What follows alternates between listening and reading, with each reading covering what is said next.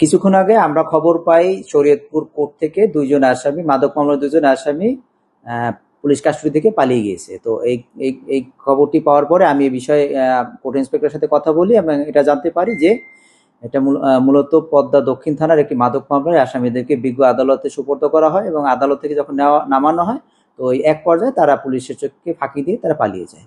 তো এর ভিতরে আমরা একজন আসামি যার নাম দুলাল, তাকে আমরা অ্যারেস্ট করেছি এবং আরেকজন আসামিকে আমরা অচিরেই তাকে ধরে তাদের বিরুদ্ধে আইনানুগ ব্যবস্থা গ্রহণ করব।